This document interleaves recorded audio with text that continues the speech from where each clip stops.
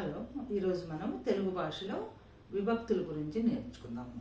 తెలుగు భాషలో విభక్తులు అనేది ఏంటంటే నామవాచకం విభక్తి. విభక్తిని ఇంగ్లీష్లో కేస్ అంటాం అన్నమాట. తర్వాత ఎన్ని విభక్తులు ఉంటాయంటే తెలుగులో 8 విభక్తులు ఉన్నాయన్నమాట.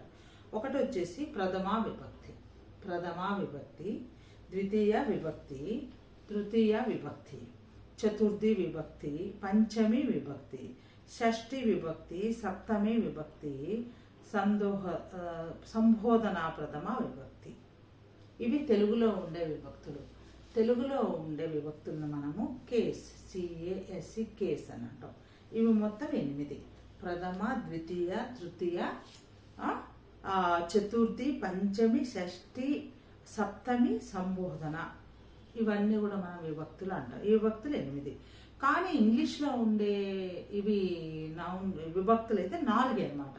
మనకి తెలుగులో 8 విభక్తులు ఉంటాయి, ఇంగ్లీష్లో అయితే మనకి 4 మాత్రమే విభక్తులు ఉంటాయి.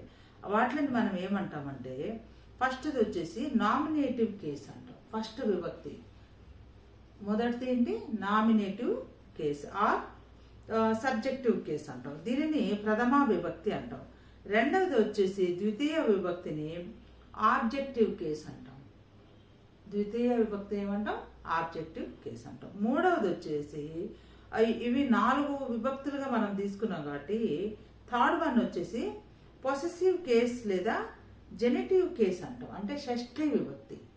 తర్వాత ఫోర్త్ వన్ వచ్చేసి ఒకేటివ్ కేస్ లేదా నామినేటివ్ కేస్ లేదా అడ్రస్ కేస్ అంటాం, నామినేటివ్ ఆఫ్ అడ్రస్ అంటాం అనమాట. కాబట్టి తెలుగులో మనకి విభక్తులు 8 ఉన్నప్పుడు ఇంగ్లీష్లో 4 విభక్తులు ఉన్నాయి. ఒకటి వచ్చేసి నామినేటివ్ కేస్, రెండవది వచ్చేసి ఆబ్జెక్టివ్ కేస్, మూడవది వచ్చేసి పొసెసివ్ కేస్, ఇంకా ఫోర్త్ వన్ వచ్చేసి వొకేటివ్ కేస్ అనమాట.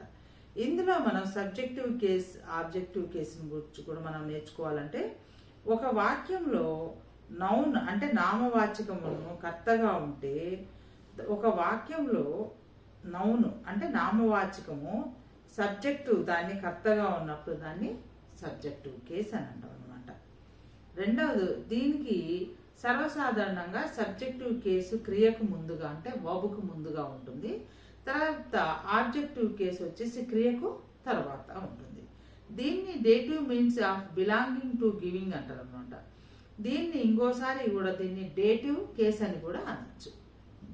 Okay, for example Satish gave Madhavi flower అంటారు. కానీ ఈ వాక్యంలో గేవ్ అంటే ఏంటి? క్రియ.